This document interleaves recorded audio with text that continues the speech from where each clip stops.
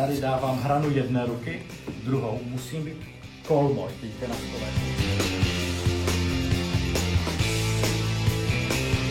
Jde nalepit pod pravou klíční kost. Sem oddělávám takovou folii a nalepím ji. Je to celou dobu zaplé a celou dobu probíhá ta masa. Tady je nakresleno, že to přijde do střední podpažní čáry, zhruba sem. Kam se já stiskněte blikej, podám výboj výboj, podán. začínám resuscitaci. Zahajte resuscitaci.